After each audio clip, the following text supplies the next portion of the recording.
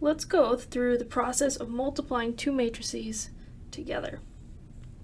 So the matrices that I've picked out here are A and B, and I want to compute the product A times B. So the first thing we should do is we should check our sizes and make sure that they work out, the sizes of our matrices. So let's write down A. A is 1, 3, 2, 1, 4, 6, which in fact has 3 rows and 2 columns. And B is 1, 0, 1, 1, minus 2, minus 1, 1, 2, which is a 2 by 4 matrix. And so we notice these middle dimensions, these match, and so we're happy about that. And then the outside dimensions, the 3 and the 4, they tell us what our output's going to look like. So the matrix C that we get is going to be a 3 by 4 matrix. So let's go ahead and delineate the 3 by 4 entries. Right, just so that we can get a feel for what's going on. So let me just pick a random spot in here. So let's pick this spot down here. So what if I want to compute each entry? What I'm going to do is instead, let's just start with the 3, 4, or the 3,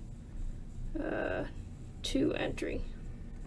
So the third row, second column, right? And the way that we get that is we take the third row of A and do this thing called the dot product with the second column of B. All right, so what does this mean? This is the third row of A is 4, 6. The second column of B is 0, negative 1. And we associate each of the corresponding elements. So the first entry in each of these and the second entry, multiply them together and add the totals. So 4 times 0 plus 6 times negative 1 will give us negative 6. All right. So we know when we go back up here to the spot that I've circled and now erased, we get a minus 6 down here. All right. So let's go back. Let's just go back to the 1, 1 entry. So again, we're doing a dot product with the first row of A dotted with the first column of B. All right. So in this case, our first row of A is 1, 3. I've scrolled down, I'll check that. Yep, 1, 3. And our first column of B is 1, negative 2. Alright, so our 1, 1 entry is 1 times 1 from the first entry in the row and the top entry in the column, plus 3 times negative 2.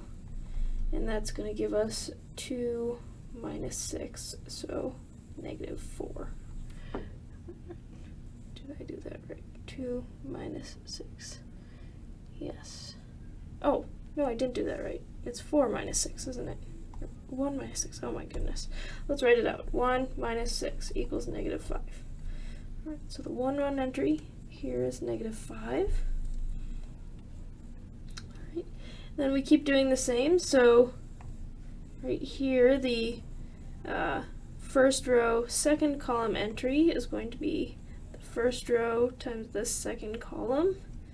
Right, so we get 0, negative 3. And then first row, third column, we get 1 times 1 plus 3 times 1, so 4. Fourth column, 1 times 1 plus 3 times 2 would be 7. All right. Now we move on to our second row. Oops. Deleted the 3. Alright, 2 minus 2 is 0. 2 times 0 minus 1 is negative 1. 2 plus 1, 3. 2 plus 2, 4. Alright, and then the third row, first column, we get 4 minus 2 times 6, so we get -8. We already filled in the third row, second column entry is -6.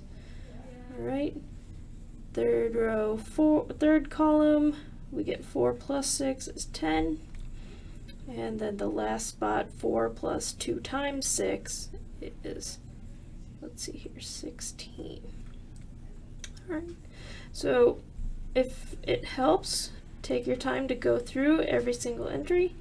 Right, and then once you get used to it, you can start doing more of this in your head. Alright, have a good one.